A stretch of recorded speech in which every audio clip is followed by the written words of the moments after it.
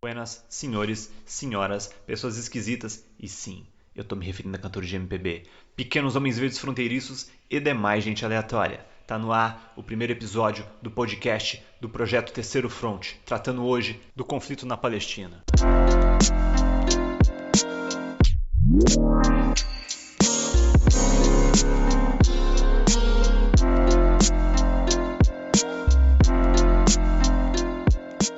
Buenas, então antes que nada, a gente precisa apresentar o projeto Terceiro Front.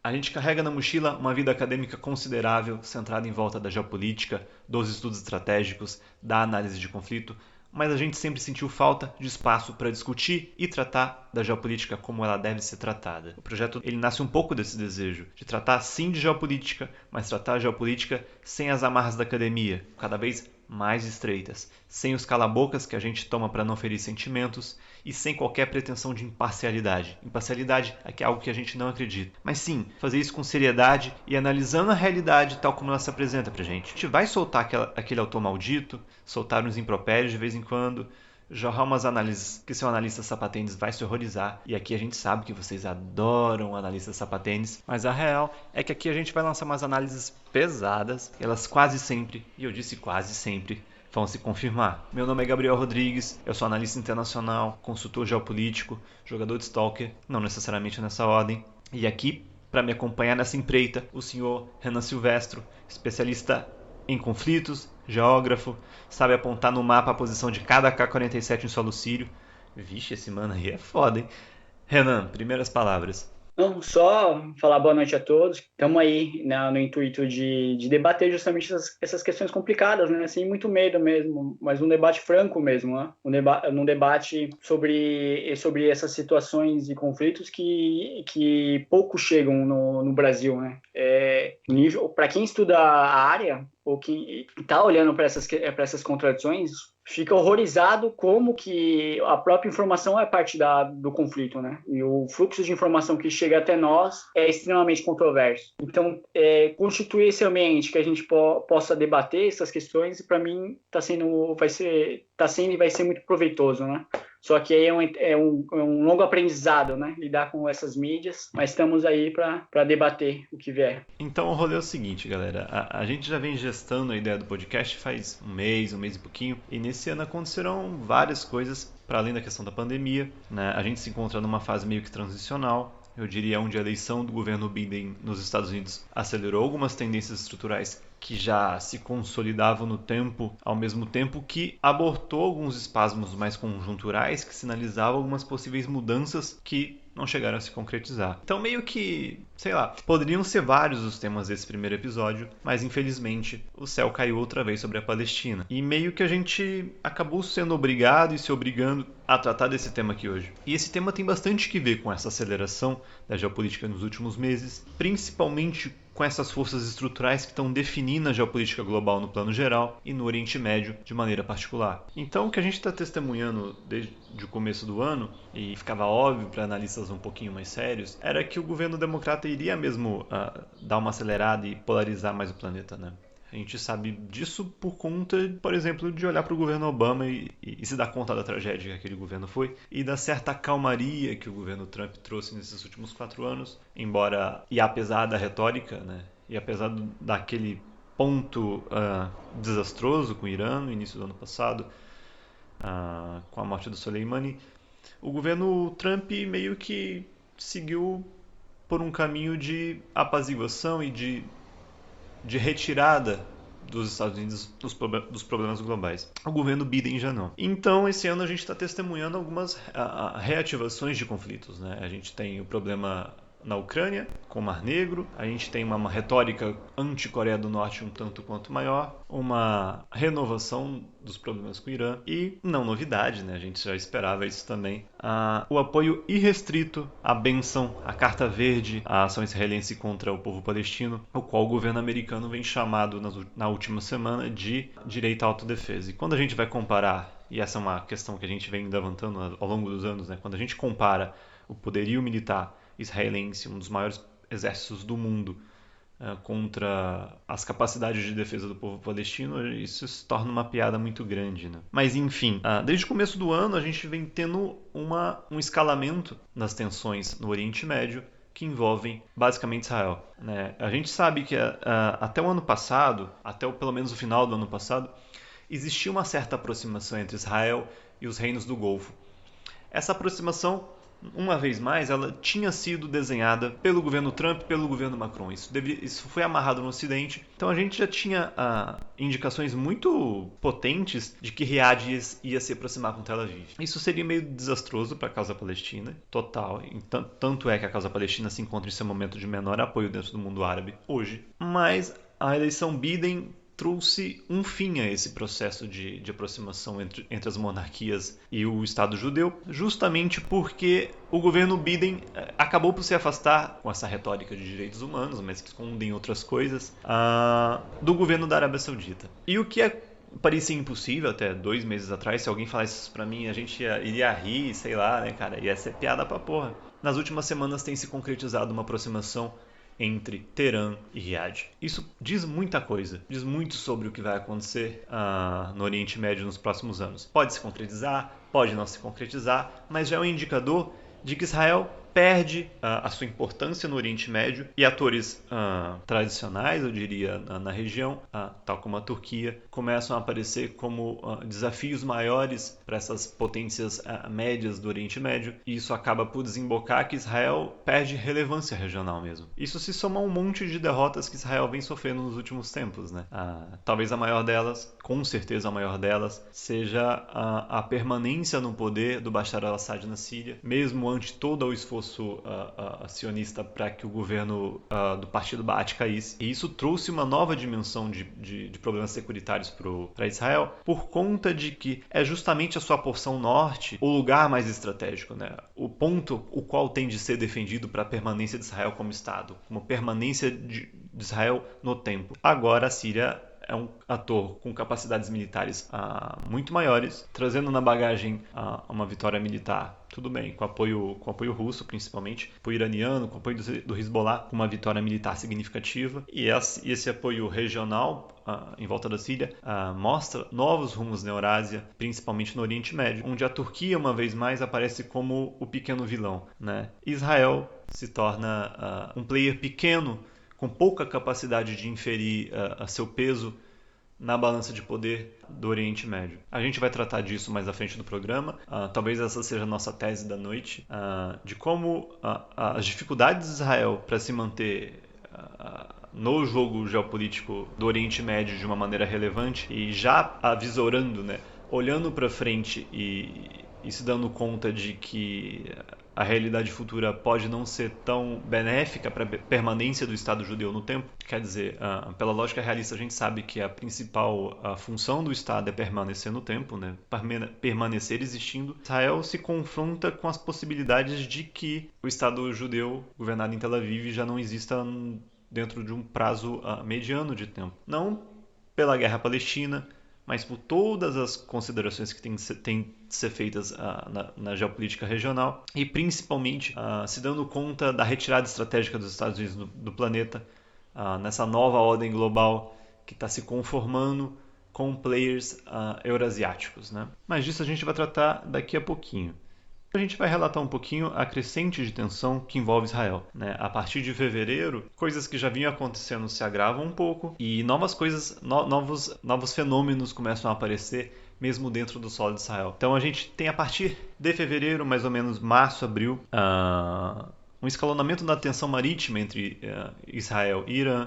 Primeiro, Israel vem atacando navios iranianos no Mar Vermelho. Isso já vinha acontecendo. Em 13 de abril, novamente, algo que já vinha acontecendo ao longo do tempo também. A usina nuclear de Natanz, no Irã, foi atacada, ao que tudo indica, por forças do governo sionista. E, de repente, o que aconteceu foi que o Irã começou a dar um payback. Então, no começo de maio, o navio israelense foi atacado no Golfo de Omã, e talvez o que mais seja significativo é que no dia 22 de abril, um míssil sírio explodiu perto da usina nuclear de Dimona. Ele não explodiu perto por acidente, a gente tem noção disso, ele foi uma mensagem. Mais do que uma ameaça, foi uma mensagem ao governo israelense. Vocês podem atingir nossas usinas nucleares, mas a gente também tem capacidade de fazer isso com vocês. E isso meio que instalou um certo pânico no povo que vive na região e principalmente o governo israelense, por se dar conta de que a situação já não é tão favorável assim aos projetos de expansão e mesmo às questões securitárias do Estado sionista, né? Então aqui Israel entra num modo totalmente realista, né? Então eles entendem que as suas fronteiras estão ameaçadas por completo. Eles entendem que sua capacidade de jogar o seu peso e influir sobre os vizinhos está cada vez mais restrita, né? Perderam a guerra em 2006 no sul do Líbano, perdem a guerra indireta, via proxy, na Síria.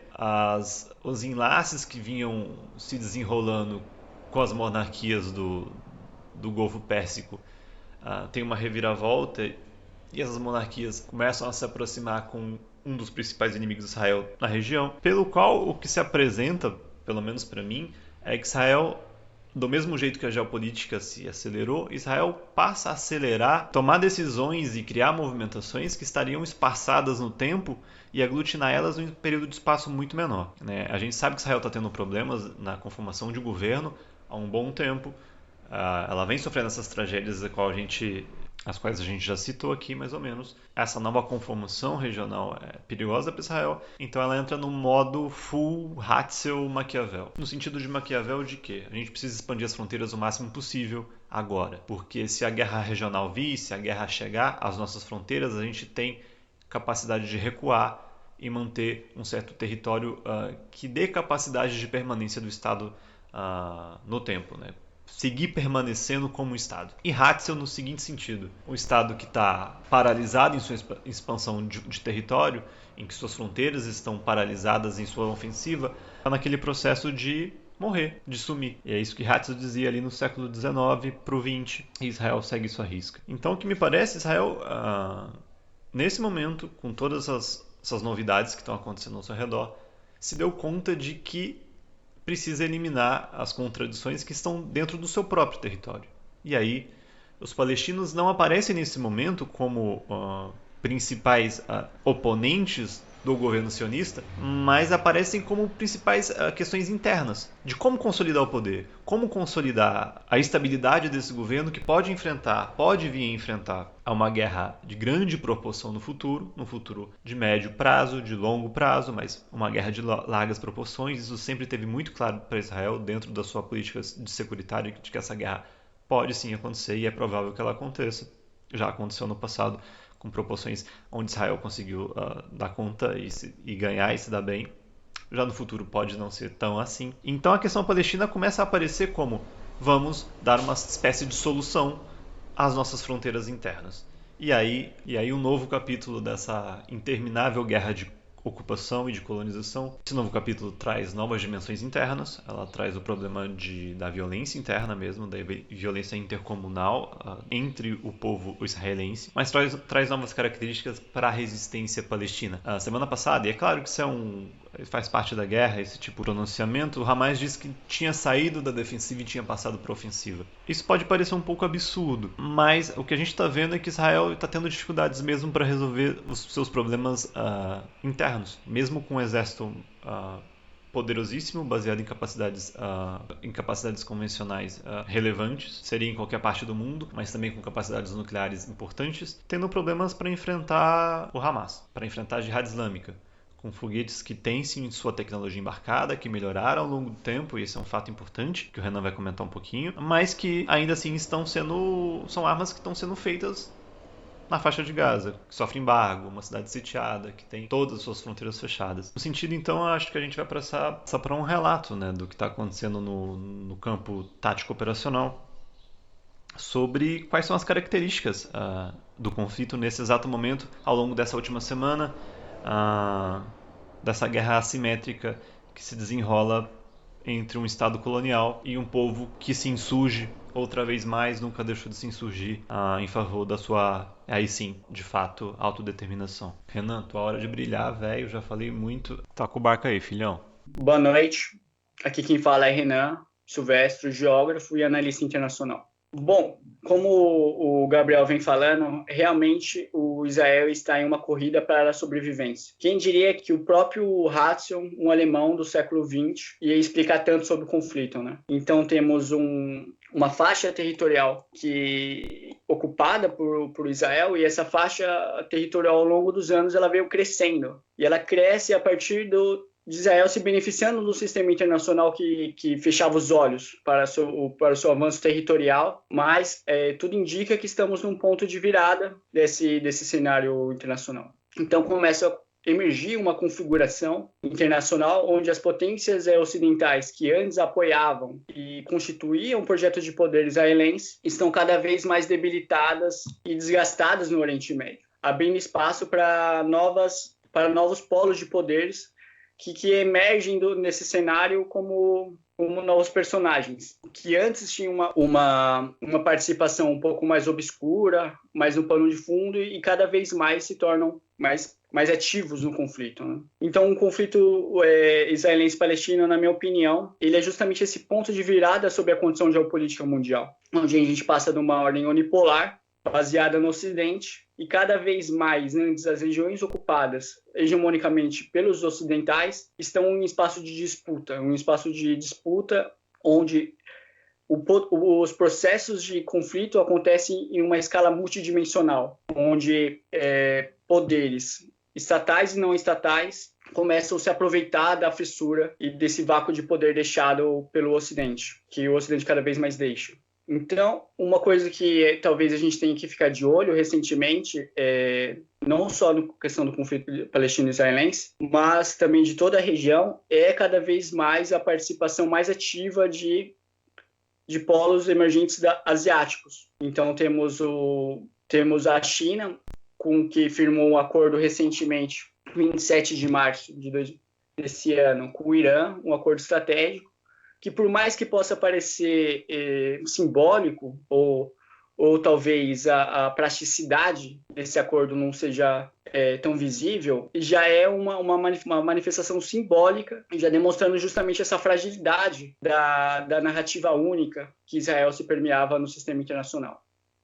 Mas voltando um pouco sobre a questão da sobrevivência de Israel, justamente voltando um pouco a Ratzinger, né? Então, quando a gente pega o conceito dele mais famoso, assim, sobre espaço vital, e aplicamos no cenário israelense, a gente percebe o quê? A gente percebe que o avanço tecnológico das forças insurgentes cada vez colocam em questão esse espaço vital israelense. Então, a manufatura de novos foguetes, de túneis, drones, tudo isso cria um curto-circuito territorial que dificulta cada vez mais a manutenção do poder israelense no território ocupado. Então, os foguetes, no estágio atual da guerra, para mim, eles são extremamente um indicativo disso, né?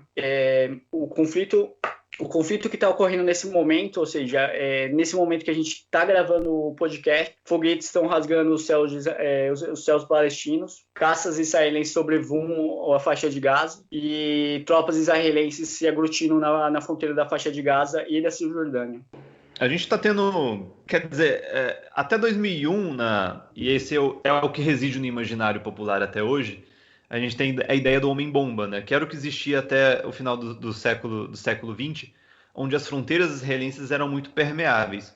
E aí Israel fez o que o Trump tentou fazer nos Estados Unidos agora, construiu muros em volta de todas as regiões ocupadas, né? A questão do homem-bomba meio que desapareceu, assim, ficou muito restringido por conta do estádio de sítio, principalmente na faixa de Gaza, onde as pessoas ficaram restringidas ao seu movimento. A gente sabe que hoje até as fronteiras com países árabes da faixa de Gaza são totalmente fechadas, né, com o Egito, e a fronteira marítima também de Gaza é fechada até para pesca. Então, a capacidade de locomoção dessa população é muito restringida. Isso fez com que a tecnologia se tornasse um ponto importante na resistência, como se estava falando. E aí a gente teve o desenvolvimento de pequenos mísseis, que eles são feitos com sucata mesmo, né? São com restos de cano, restos de material que sobra de construção. E o seu combustível nada mais é do que adubo de planta, né? E, enfim, quando começou ali há 20 anos atrás, o alcance desses mísseis era muito restrito. era de 20, 30 quilômetros. Hoje, a realidade é que eles já alcançaram 250 quilômetros. Então, hoje, todos os aeroportos comerciais de Israel estão em perigo. Assim, todos eles estão fechados nesse momento, justamente por conta disso. Tirando os aeroportos militares, né, as bases aéreas militares, todos os aeroportos comerciais estão fechados. O que você acha, assim, tipo, no sentido de que a questão da simetria, ela traz vantagens para a resistência no seguinte sentido, assim, eles estão gastando muito menos, né? E obviamente que eles incorporaram tecnologias que vieram da guerra da Síria, da guerra do Iêmen. A gente sabe que eles aprenderam muito de outras experiências, principalmente no Oriente Médio. Mas assim, o domo israelense de antiaéreo é provavelmente o mais avançado do mundo. E ele tem sua capacidade de funcionamento, né? Que talvez não entre em dúvida. Então a gente sabe que o domo de ferro israelense ele é um dos sistemas de defesa antiaérea mais avançados do mundo, só que ele tem que lidar com foguetes que têm características muito particulares na guerra moderna, né? E, bom, são foguetes que voam muitíssimo baixo, que tem uma assinatura digital na tela do radar muito pequena e que tem colocado em xeque a real capacidade efetiva do sistema antiaéreo israelense, dado as mesmas proporções. Quer dizer, é o que a gente vive dizendo, assim, se eles lançam 200 foguetes e caem 5, o estrago psicológico na população israelense já está feito. E isso tem colocado muitas dúvidas sobre a real capacidade de defesa israelense no que tange aos foguetes, né? E levando em consideração que a capacidade de produção e de acúmulo de conhecimento, né, por parte do povo palestino, da resistência palestina na construção desses foguetes, tende a aumentar, tende a respeitar essa espiral de elevação do conhecimento, a gente pode estar em frente de um problema cada vez maior. A gente está vendo um povo que, na assimetria do próprio conflito, é cada vez mais capaz de levar insegurança ao inimigo, né? Você acha que existe capacidade na simetria de criar um grande estrago dentro do Estado israelense? Assim, a resistência pode causar esse estrago, mesmo estando em desvantagem tecnológica e financeira nesse sentido? A minha interpretação é que os foguetes eles vão demorar um tempo ainda para atingirem objetivos militares bélicos, né? Então tem um ganho tático mesmo militar com os foguetes. Ainda eu acredito que os grupos insurgentes estão um pouco longe disso. A gente vê alguns avanços na Síria, mas o uso deles é quase que mais no sentido de uma diplomacia dos foguetes mesmo, né? Então, eu vejo que os grupos insurgentes usam os foguetes como um chamado à resistência, né? Então, quando um palestino vê o seu céu iluminado à noite por uma rodada de foguetes do Hamas, me remete muito a um livro do Mao Tse-tung, né, chamado Guerra Popular Prolongada, né? Então, essa questão de conquistar a narrativa popular de resistência, né? Então, cada foguete soltado contra Israel, eu acho que eles esperam poucos estragos, né? Mas o estrago psicológico na população israelense e o efeito de aglutinação moral mesmo da resistência é o que dá a grande vantagem para os foguetes. Mas acredito que também a gente não esteja muito longe de um uso efetivo mesmo, tanto de foguetes quanto de drones como uma grande potência. Até porque cada vez mais esses sistemas antiaéreos vêm demonstrando uma certa ineficiência, né? Acho que algumas décadas já está o sistema antiaéreo e o sistema de lançamento de foguetes, mísseis, sempre estão numa corrida de gato e rato, né? E tudo que parece é que será cada vez mais difícil, né, se contrapor a ameaças aéreas, né? Principalmente como você mesmo aferiu, né, de baixo custo, como drones. Não são só foguetes artesanais, né? Tem toda uma tecnologia empregada na construção dos foguetes, mas também existe toda uma tecnologia empregada na logística desses grupos insurgentes na faixa de Gaza, né? Então a gente tenta imaginar como que eles fazem para chegar a tanto carregamento, né? Porque não dá para imaginar que exista uma autossuficiência desses materiais, mesmo que sejam materiais de fácil acesso, ainda ter autossuficiência desses materiais para fazer a manufatura de equipamentos bélicos é muito complicado. Como a gente já está vendo há uma semana, dias e noites de foguetes rolando, a gente imagina que o estoque deles é grande, né? É grande o suficiente para eles usarem desse ponto de vista diplomático mesmo, né? Da resposta à agressão israelense, né? Então o foguete ele vira uma resposta bélica diplomática à agressão israelense e não necessariamente uma forma de causar destruição a Israel. Eu acho que não custa lembrar que o termo guerra híbrida ele entrou em uso agora 14, 15 anos atrás, não com a aferição que a gente tem hoje, mas ele entrou em voga com a questão da guerra no sul do Líbano e a partir de 2006, onde o Hezbollah acabou derrotando as tropas de invasão israelenses e talvez tenha infligido a maior derrota militar que Israel teve até hoje. E o termo guerra híbrida surge disso, né? Da questão da assimetria, o Hezbollah ter conseguido desenvolver capacidade de resistência, às vezes muito mais baratas e com maior capacidade efetiva. E conseguiram trazer novas tecnologias, inclusive de drone, mas de guerra informacional e de guerra tecnológica também. E é óbvio que o Hezbollah é um grupo que está muito mais assentado no sul do Líbano do que o Hamas em Gaza. É um grupo que tem uma maior qualidade de operação, mas isso não quer dizer que o Hamas não possa atingir esse momento em algum ponto no futuro, mesmo ante todas as dificuldades. O que o Renan falou é total, assim, é porque a gente tem que lembrar que Gaza, de novo eu já falei, é uma cidade sitiada, tipo, são 2 milhões de pessoas num território que dá 1/3 de São Paulo, assim, da cidade de São Paulo. E essa população está totalmente restringida em movimento. Muita gente fala aqui no Brasil que o Hamas se utiliza de escudos humanos, mas como você não vai ter humanos, gente, num território que está totalmente sitiado e com uma população gigantesca, né? Então é óbvio que qualquer bomba que cair de Israel naquele espaço vai atingir criança e vai atingir mulher. Isso não depende do Hamas. Depende de uma própria questão territorial, né? Isso aí é fundamental para entender o que está acontecendo. Eu convivi bastante com gente do Líbano quando eu morava em Foz do Iguaçu. E eu conheci uma senhorinha que falava mais ou menos assim: tá tudo bem que nossas crianças e mulheres vão morrer, mas se a gente perder a nossa terra, todo mundo vai morrer. Quer dizer, as novas gerações vão chegar, mas se a gente perder essa guerra agora, nenhuma geração vai chegar.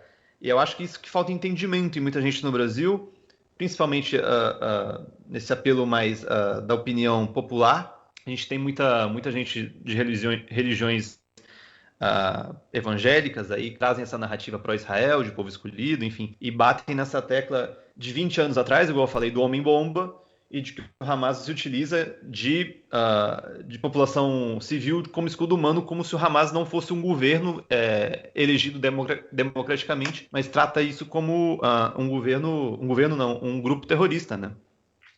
E isso aí a gente vem batendo, e mesmo na mídia grande do Brasil, e na América do Sul em geral, porque eu também estive verificando isso na mídia da Argentina, sempre tem essa questão, tipo, o Hamas lançou foguete a Israel.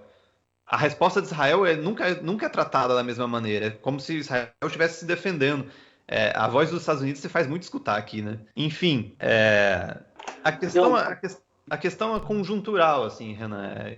O que você acha que vai acontecer agora nos próximos meses?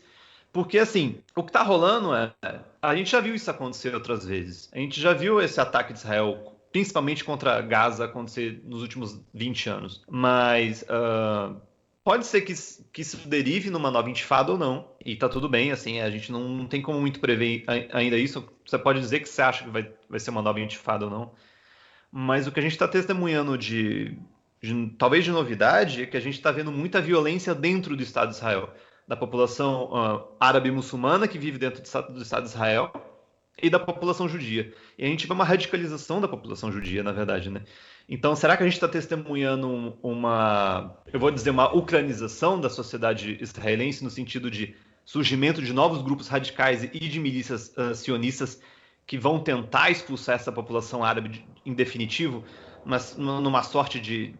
E aí, voltando ao que Israel está fazendo agora, expulsar essa população muçulmana para fora para justamente resolver os problemas internos de Israel com vistas a uma possível guerra regional ampliada no futuro? Quer dizer, de uma formação de um Estado realmente judeu, inteiramente judeu? Então, nesse tempo, né, que a gente, ao longo dos anos, né, estudando os conflitos internacionais, Israel-Palestina é sempre um debate que fica quente e depois esfria, né, conforme o tempo, né? Porque, na minha opinião, tem dois estágios da violência que acontecem lá. Em um momento, a violência ela acontece de forma dissimulada e esporádica, e num segundo momento, ela acontece de forma aberta e sistêmica. E a mudança de um estágio para o outro depende muito de qual processo está o projeto de poder, tanto de Israel quanto dos grupos insurgentes, né, e da resistência. Então, eu acredito que os grupos conservadores em Israel, eles enxergam que cada vez eles têm uma janela de oportunidade menor para consolidar o seu território, porque o seu desenho territorial não está acabado, né? É um estado, como eles mesmos falam, é um estado em construção, é um estado que suas linhas territoriais estão sendo demarcadas a todo instante, né? Então você tem assentamentos sendo construídos, populações palestinas sendo expulsas aqui e acolá, e ao longo dos anos eles vão permeando esse estágio de violência dissimulado e esporádico conforme eles forem conseguindo os seus avanços, né? Então eles colocam um objetivo e vai pressionando, né? Então, por exemplo, Israel já delimita as áreas de expansão territorial, delimita que Jerusalém vai ser a capital, e eles vão empurrando até esse ponto de pressão virar uma situação mais complicada, né? Como a gente se vê hoje, de irresolução, né? Então, onde que o diálogo entre as partes ela quase não existe, né? Então os dois lados não, né? Porque falar em lados são complicados nessa situação, mas os partícipes estão numa situação de irresolução, né? De resolução e incerteza. Então, na minha opinião, eu acho que os conservadores vão pressionar cada vez mais justamente para justificar esse uso da violência aberta e sistêmica, mesmo que a gente perceba que eles não precisam justificar tanto, né? Tem todo um apoio para dar cobertura, né?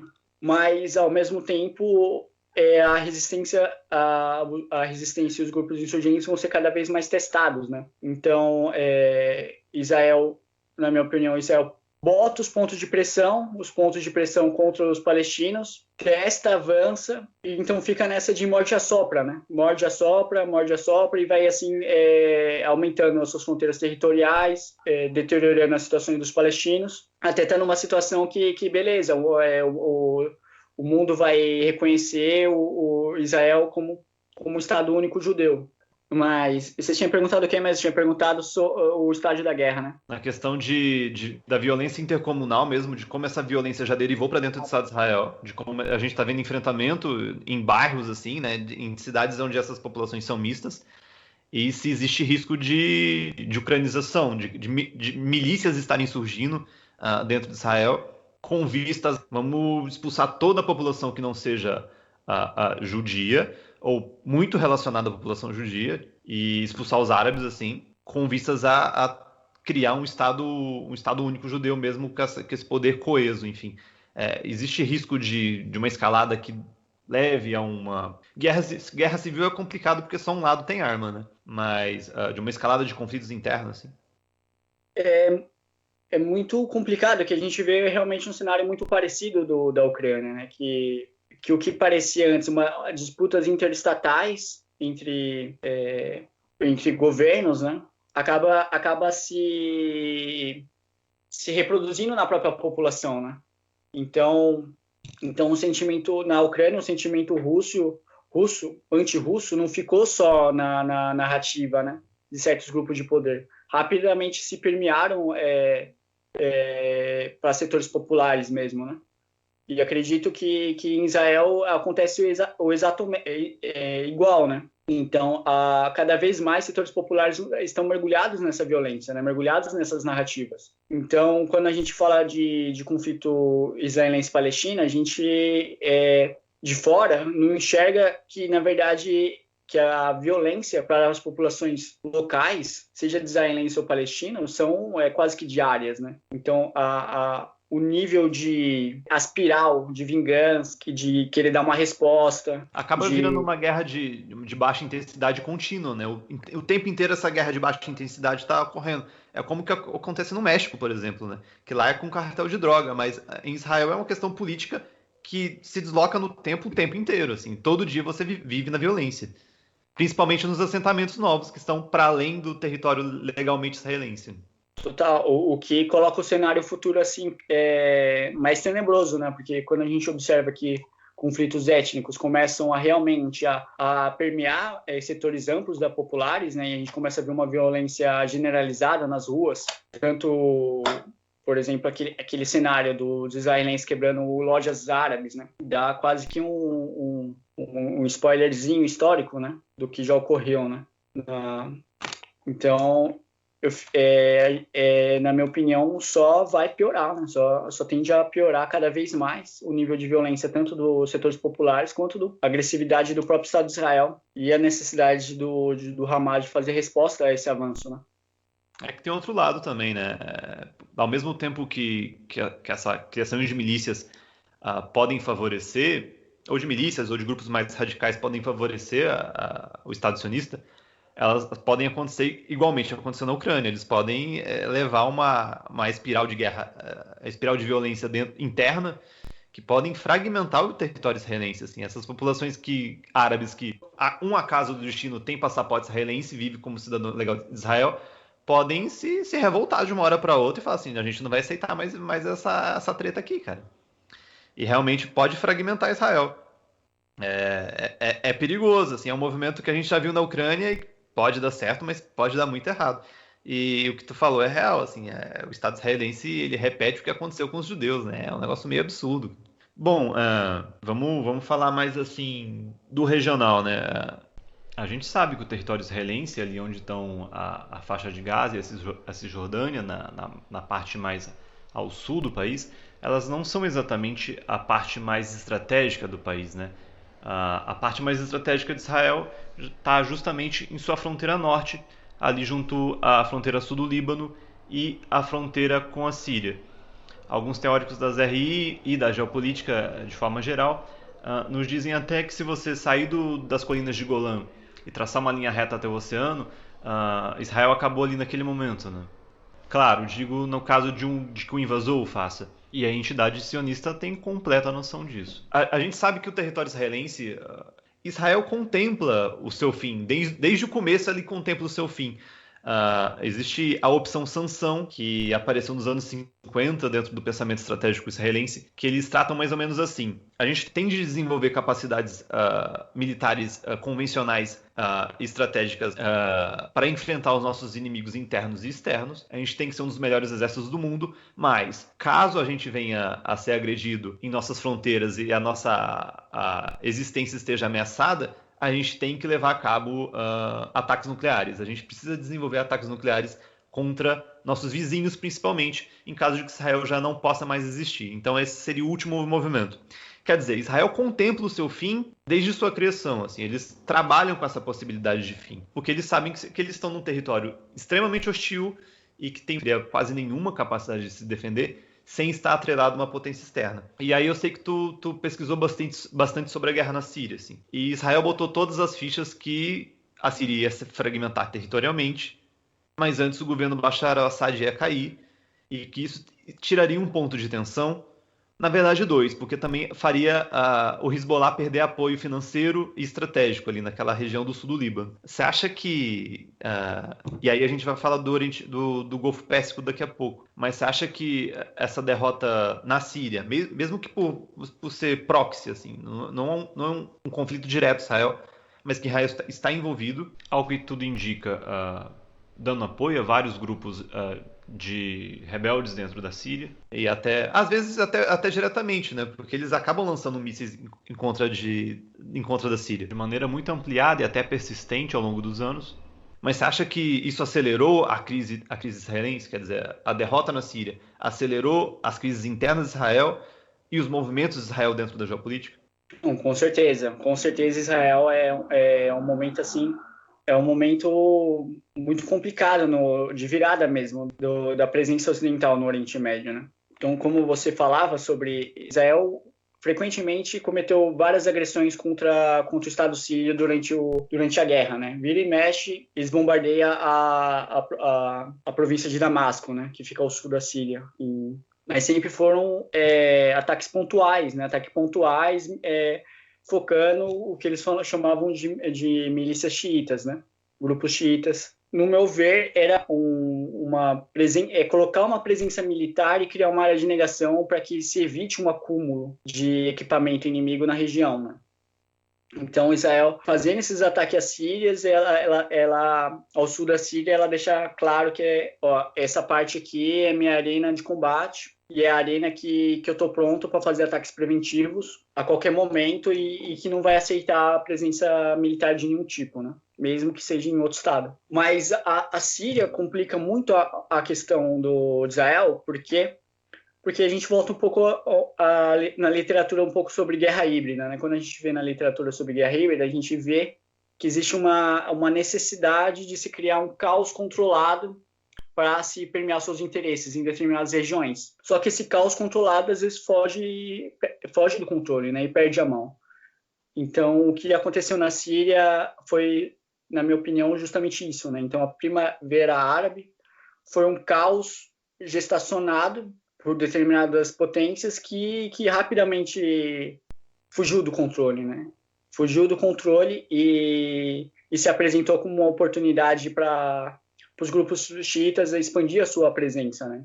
Então na última década a gente tem uma vitória clara, na minha opinião, assim, de grupos xiitas, né? Então os grupos xiitas conseguiram calcar uma influência muito grande, não só na Síria como no Iraque. E o crescente xiita, né, que parte ali da Pérsia e vai até o Mediterrâneo, ele se torna cada vez mais materializado, cada vez mais constituído através dessa presença de grupos insurgentes xiitas e até a aproximação mesmo, né, dos estados, dos representantes dos estados do Iraque e da Síria com o Irã. E isso coloca um sinal de alerta muito grande no Israel, porque era tudo que eles não queriam, né? Era tudo que eles não queriam. Eles já tinham conseguido entrar em certos acordos com parte dos sunitas, né? Então, eu acredito que eles desenhavam ali um Oriente Médio com uma hegemonia muito mais a partir de potências sunitas, né? Só que isso não se realizou. Então eles tiveram que rever todos os acordos com o mundo árabe deles para uma posição mais agressiva, né? Então, com a vitória do Irã no Iraque e na Síria, porque na minha opinião foi o lado que mais ganhou nesses últimos anos, Israel se viu, na minha opinião, se vê cada vez mais pressionada a assumir uma postura mais agressiva mesmo, de consolidar o seu território e essa zona de segurança em volta do seu território através da força, né? E ela está cada vez mais sendo compelida a isso, né? A criar uma zona tampão em volta do seu território através da sua força aérea. O problema, na minha opinião, vai ser quando eles tiverem que ir também para conseguir manter uma certa presença nessas regiões, o uso de tropas terrestres, né? Que é aí que o desgaste realmente começa a se mostrar, né? Começa a se fazer efeito, né? O que, na minha opinião, seria já uma derrota de Israel. Se Israel tiver que colocar tropa no sul da Síria, colocar tropa na Jordânia, colocar tropa no Sinai, colocar tropa no sul do Líbano, eles estão ferrados, né? Eu não me lembro quem, mas um alto funcionário do governo iraniano disse umas 2 semanas atrás que qualquer vitória relativa de Israel, na verdade, era uma derrota estratégica. Porque quanto mais território eles ganharem e quanto mais eles se expandirem, mais problemas de segurança eles vão ter. Justamente porque Israel tem um problema populacional já, né? Eles já são uma população envelhecida, cada vez tem menos jovens no exército, cada vez tem mais resistência de jovens para entrar no exército. Então, eu tenho grandes dúvidas da capacidade de Israel de se expandir, assim. É meio que impossível. Eles têm grande controle tecnológico, né, de desenvolvimento de tecnologia, mas é o que Mao Tse Tung falava, e a gente está citando Mao Tse Tung 2 vezes já no mesmo podcast. Sem o homem, batalha nenhuma se resolve, né? Não adianta ter drone automático que o negócio não vai resolver. Se não tiver alguém para operar o rolê e para pensar o rolê, não vai acontecer. E aquela velha máxima, né? Se você não tem uma população para assentar em determinado território, você não consegue controlar aquele território. Pela força das armas, a gente viu isso acontecer na Colômbia, nos anos 90. As Farc conseguiram controlar grande proporção territorial na Colômbia, mais do que o governo. Mas todas elas eram no meio da mata. Quer dizer, você não está controlando nada, você não está controlando a população, você não está controlando o fluxo, você está controlando um espaço que está vazio. Isso não vai se traduzir diretamente em poder, né? Isso é bem real da guerra. E o que você falou é real, assim, eu acho que aconteceu um estudo na Síria e meio que de outro canto está se transformando numa tempestade perfeita para Israel, assim. Porque o Irã já ganhou grande espaço e grande relevância com a guerra da Síria, mais do que já tinha. Essa conformação desse eixo Hezbollah, Síria, Irã, e a gente pode agregar a Rússia nesse jogo também, acabou se conformando nos últimos 10 anos. Quer dizer, a chegada da Rússia na guerra da Síria foi a partir de 2015, foi meio que preponderante assim, para a gente ter o resultado que a gente tem hoje. A guerra ainda não está totalmente terminada, mas a gente pode dizer que a maior parte dos conflitos de grande dimensão já acabou e o Estado sírio está mais ou menos securitizado. Assim. Mas o que aconteceu, e eu acho que é o que é novo, e aí a gente já tinha mencionado no começo do programa, o rolê é o seguinte, até o final do governo Trump a gente tinha uma possível reconfiguração do Oriente Médio, o que você falou dos reinos sunitas, quer dizer, todos esses reinos da Península Arábica que estavam se aproximando de Israel justamente por perceber que Israel, nesse momento, já não era o inimigo preponderante, já não era a principal contradição no Oriente Médio. Cada vez mais é uma crescente de que a Turquia seria esse principal inimigo regional daqui para frente. Então, o governo Trump, junto com o governo Macron, conseguiram costurar esse enlace diplomático entre Israel e essas monarquias, até com algumas do norte da África, quer dizer, eles reconheceram ali a questão do Marrocos, da questão do sul do Marrocos, da soberania do Marrocos naquela região. Existiu essa boa aproximação do governo de Marrocos com Israel. A gente tem o Sudão, que se aproximou de Israel, quer dizer, desses países um pouco mais periféricos, e a gente via isso acontecendo nas monarquias da Península Arábica. Só que com a eleição do governo Biden isso foi totalmente revertido, né? E o que aconteceu, que a gente está vendo, que é novidade, assim, até meio cômico, é que o sonho do Ayatollah Khomeini tá se realizando, né?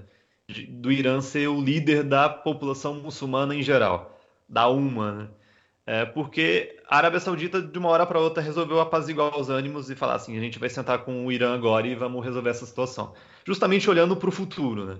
O que vai acontecer no Oriente Médio? Se a gente continuar rachado aqui, enquanto países em potências médias, né, a gente vai ter problemas. Irã e Arábia Saudita, nesse momento, estão enfrentados numa guerra proxy no Iêmen, mas ao mesmo tempo já estão manifestando o seu olhar para o futuro. E Israel, uma vez mais, está perdendo nesse sentido, porque eles estão vendo dois inimigos, ou um possível amigo e o maior inimigo deles na região, se unirem.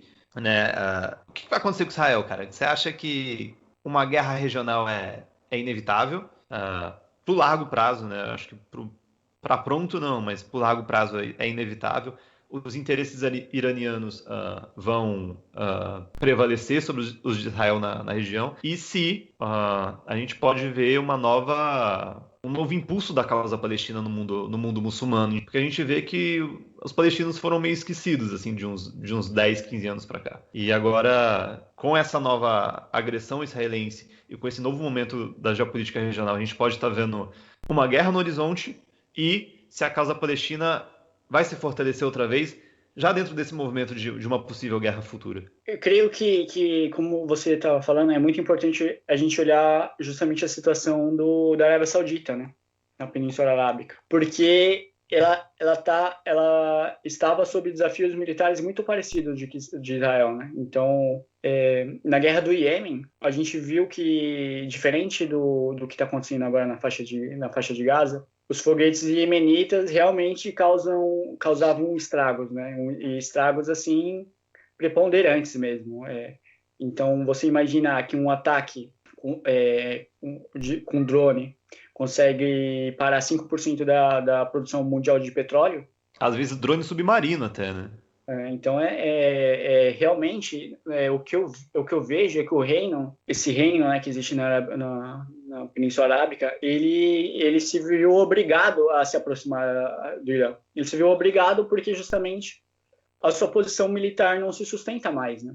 Sem o apoio estadunidense ou das potências europeias, né, não tem como segurar o Iêmen no sul e o Irã no oriente, né? Então, realmente, eu enxergo assim, uma situação de checkmate mesmo, onde que as capacidades balísticas do Irã coloca em questão mesmo a sobrevivência dos aparatos técnicos produtivos da Arábia Saudita, né? Então, num eventual conflito, rapidamente eu enxergo toda a Arábia Saudita levando uma grande chuva de mísseis e foguetes mesmo, né? De uma forma, um primeiro ataque muito, muito contundente, que tem toda a capacidade de incapacitar as forças sauditas, e o Irã tem total capacidade de exercer hegemonia no Golfo Pérsico, né? Pelo menos na sua zona imediata. E eu acho que justamente foi isso que fez os sauditas ensaiar uma aproximação com Israel e os Estados Unidos. Mas essa aproximação ela é cheia de contradições, né? Cheia de contradições assim que vai de uma complexidade. É difícil até falar agora, né? Mas eu não acredito muito nessa aproximação entre Irã e Arábia Saudita, não.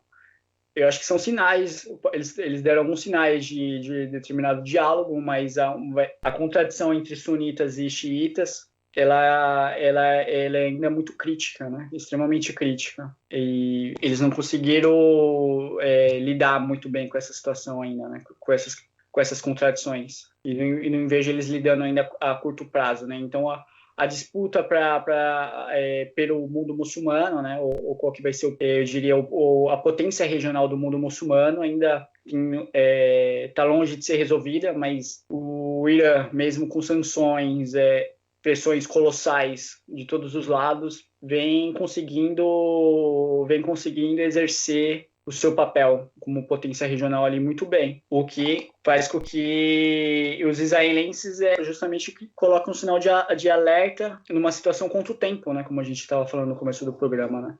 Então, a gente está há anos nessa narrativa de sanções contra o Irã e não vê nenhum enfraquecimento, né? Claro, com certeza as sanções teve um impacto muito grande na pobreza no Irã, um custo humano, né? Principalmente na pandemia, assim, extremamente questionável, mas o impacto do poder geopolítico iraniano, a gente não vai ter nenhum analista aqui que vai falar o Irã foi enfraquecido. Normalmente, sanção fortalece a posição do país, né? A gente tem isso historicamente, assim, pelo menos no último século, sempre que um país recebe sanção, ele sai mais fortalecido daquele problema.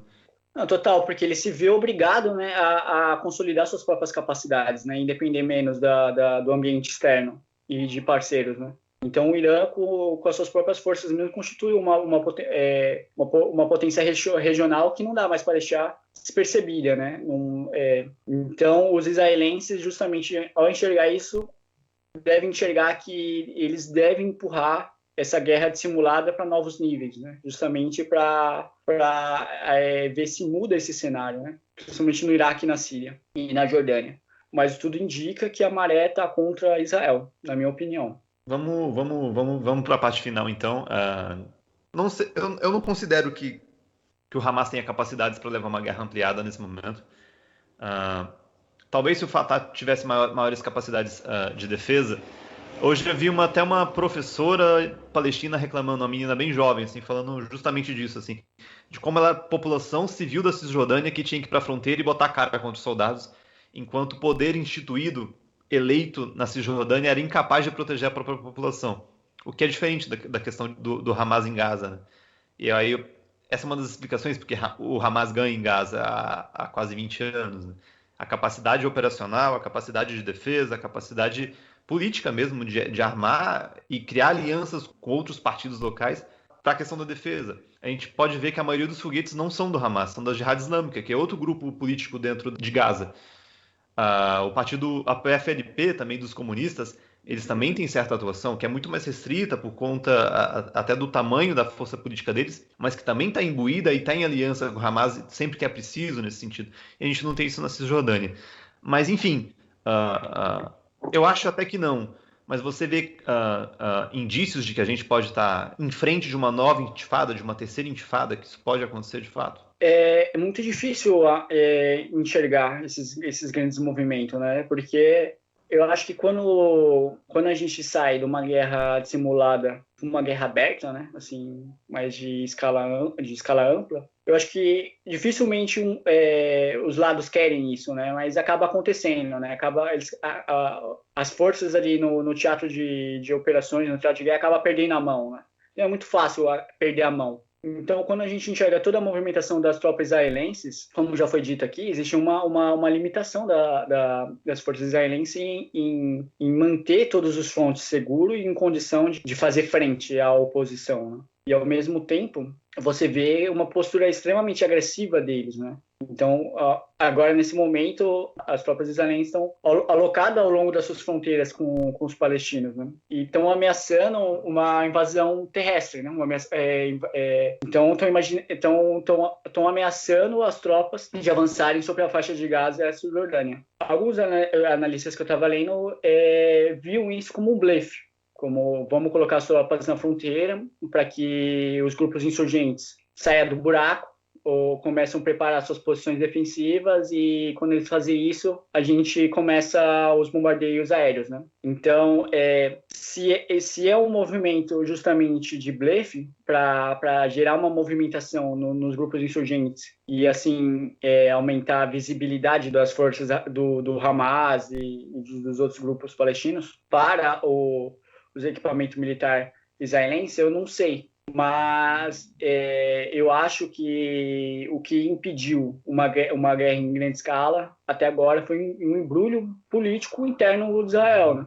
Eu creio que tem uma força política ali que abertamente quer uma guerra ampla e uma guerra preventiva a todo custo. E eu acho que a dificuldade que eles estão tendo de formar o governo está justamente nessa questão, porque eles sabem que se a força conservadora conseguir maioria no governo, Israel está um passo a mais de uma guerra em larga escala. A gente está falando de genocídio aqui, né? A gente está falando de limpeza étnica mesmo.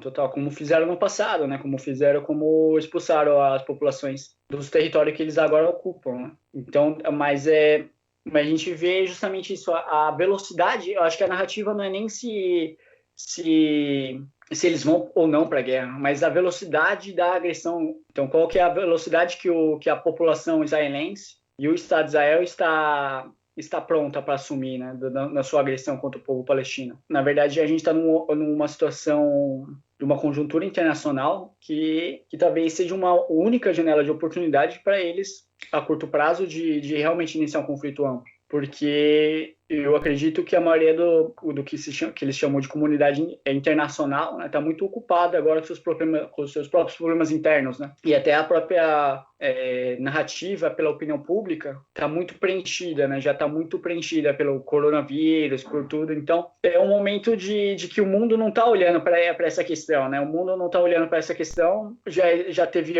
anos e anos de uma narrativa sendo construída, que agora é só colher os frutos, né? Colher os frutos da violência e justamente colocar uma pedra basilar no do Estado Judeu de Israel. Mas se eles vão ter culhão para fazer isso, já é outra história. Porque eu acho que nem eles sabem muito bem quais são as capacidades dos grupos insurgentes, né? Então, a gente estava falando dos pontos logísticos, né? Os pontos logísticos é um ponto muito importante, porque a gente não sabe qual que é o nível de equipamento, de infraestrutura mesmo, né, que os grupos insurgentes têm, tanto na faixa de Gaza quanto na Cisjordânia. Então, eles tiveram muitos anos para cavar muito buraco, e a própria faixa de Gaza é um complexo urbano, né? Eu chamaria de um complexo urbano, né? Não dá para falar que ele é um campo, né?